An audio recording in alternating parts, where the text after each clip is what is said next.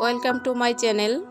আজকে আমি দেখাবো সুস্বাদু কার্প মাছের ভুনা এবং আমি প্রথমে কিছু উপকরণ নিয়ে নিলাম, আপনাদেরকে দেখিয়ে দিচ্ছি।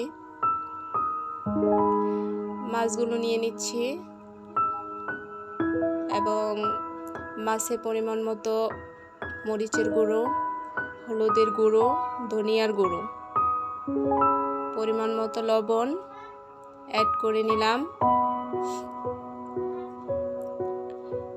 এটা হাত দিয়ে ভালো করে মেখে নিব।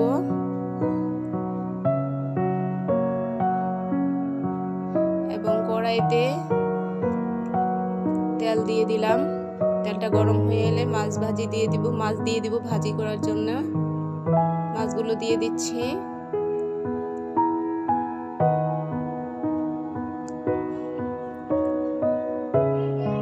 মাছের একটা পিঠ হয়ে এলে উল্টিয়ে দেব,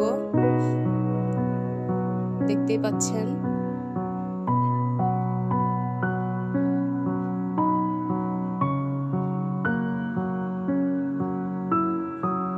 আমার মাছ ভাজিটা হয়ে গেল। এবার অন্য আরেকটি প্যানে পরিমাণ মতো তেল দিয়ে দিলাম। প্রথমেই দিয়ে দিব পেঁয়াজ কুচি, সামান্য পরিমাণে দিয়ে এটা ভালো করে পেঁয়াজটা একটু ভেজে নিব। লালচে হয়ে আসলেই পেঁয়াজটা ভাজা হয়ে যাবে। হয়ে গেল। এখন 1 চামচ আদা বাটা, রসুন বাটা, জিরা বাটা অ্যাড করে নিলাম।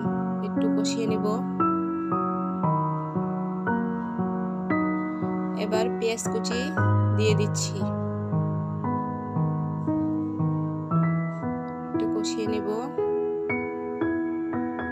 তারপর 2 চা চামচ হলুদের গুঁড়ো, 2 চা চামচ মরিচের গুঁড়ো, 2 চা চামচ ধনিয়া গুঁড়ো অ্যাড করে দিলাম। পরিমাণ মতো লবণ দিয়ে দিলাম। এটাকে নেড়ে চেড়ে ভালো করে কষিয়ে নেব এবং সাথে অ্যাড করে দিলাম কাঁচামরিচ। এবার পরিমাণ মতো পানি দিয়ে এটাকে কষিয়ে নিচ্ছি। কষানো হয়ে এলো। এবার এটাকে মাছ দিয়ে দিচ্ছি এর উপরে।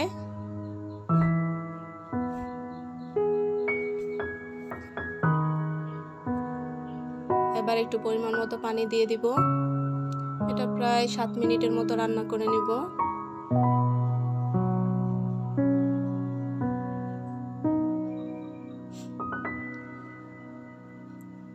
এই তো রান্না হয়ে গেল এবং সব শেষে আমি ধনিয়া পাতা অ্যাড করে দিলাম, দিয়ে এটাকে সার্ভ করলাম। হয়ে গেল আমার সুস্বাদু কার্প মাছের ভুনা। আপনারা বাসায় অবশ্যই ট্রাই করবেন।